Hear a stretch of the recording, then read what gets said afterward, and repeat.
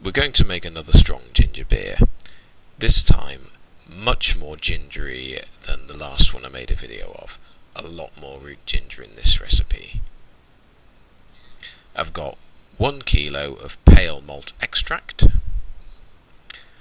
a good 2 handfuls of root ginger, and I'm also including some honey here, about 410 grams, just to give an extra depth of flavour. As before, the first step is to chop up the ginger into smaller pieces, and then we can place it in a pestle and mortar and batch it out a little.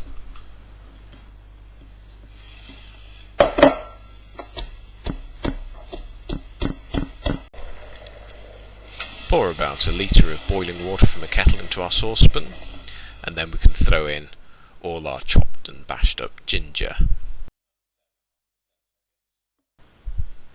Put the saucepan on the hob under a high heat. We can add our honey.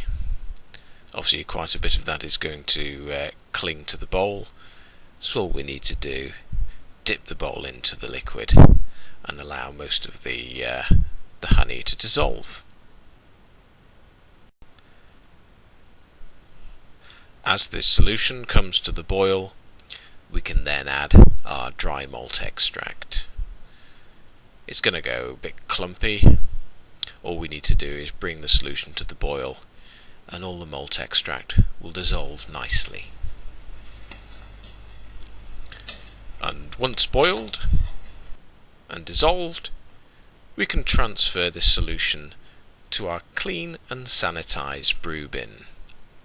You want a brew bin which is as close as possible to the final volume of beer that you're making. The more dead space you've got in the top, the more likely you are to have an infected batch. So here I'm using a 10 litre brew bin.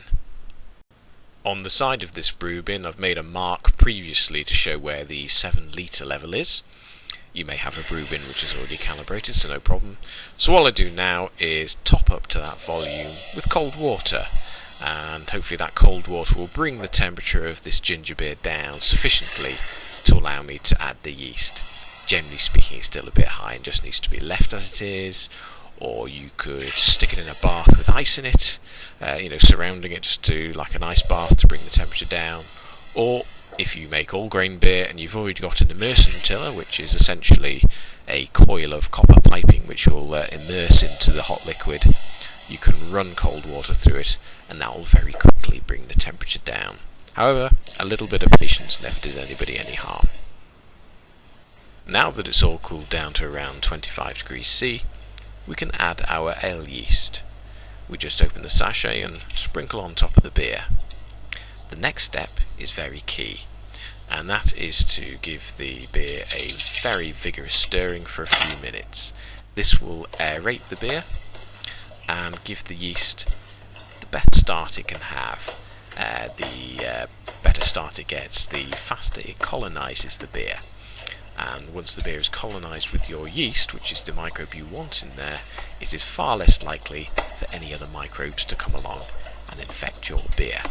So once that's done, we replace the lid on our brew bin and move the whole thing to an area with a nice steady ambient temperature. Leave it there for a week or so, and then we can have a look at it.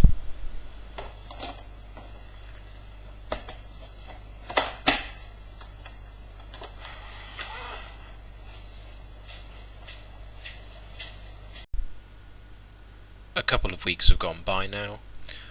All yeast activity is abated. The big frothy head that was on the top of this fermenting beer has died down now.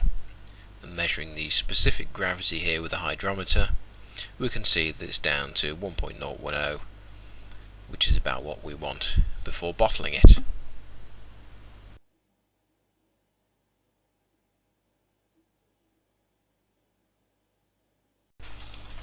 To further reduce any complications, particularly from any infections getting in, I'm priming the bottles with Cooper's carbonation drops. I'm using a brand new pack, so that's going to be sterile as I open it, and it's nice and easy because just one Cooper's drop goes into each of these bottles.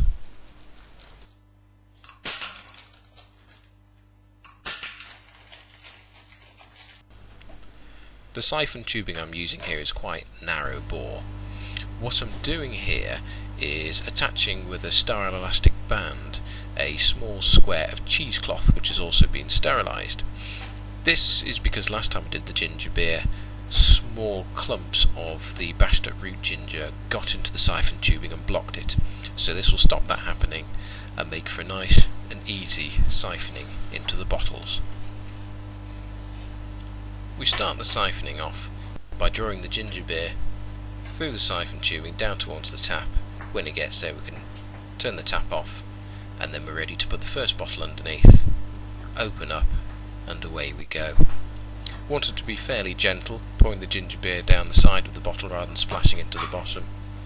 And when it's all full, close the tap off, reach for the next bottle, and away we go, repeating bottle after bottle until it's done. And then we can seal each one up with a cap and move it to a warm place and leave it there for a couple of weeks before sampling.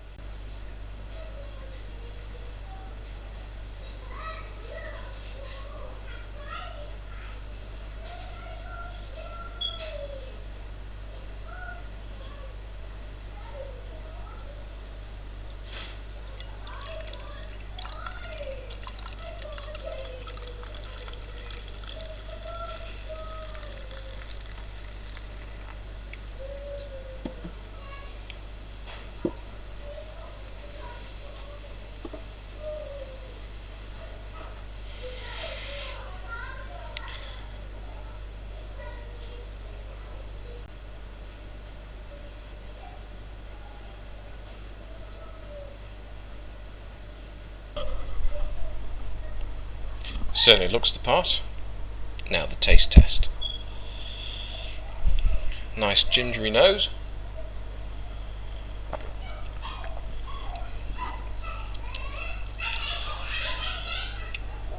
Hey, that's not bad at all. Certainly not too gingery. I think we've probably got it pretty much about right. I don't want something that's so hot and fiery that I'm not going to enjoy a full glass of it, and that's just got a nice warmth after it from the ginger. Tell you what, compared to the bottle I bottle conditioned on my first ginger beer, which obviously went disastrously wrong with no carbonation at all. I think it was actually down to the bottle. Using the plastic Cooper's beer bottles has certainly captured the fizz in there. That's very nicely carbonated, bubbling away there nicely. It's a much drier beer. The honey that I put in there, I don't know if you can particularly detect it. Honey, I believe, is very fermentable, so it's quite a dry beer that's fully fermented out. And if you recall, I used a light malt extract rather than the medium or a darker malt extract. So it would be nice to have a bit more of the richness from the medium and dark malt extracts. But that's just for my personal taste. Standing on its own, that is a very nice ginger beer and a very polished product. This time I've put no finings in there at all. There's no gelatin. This is naturally clear, just allowed it to ferment out. I'm very pleased with that. Cheers.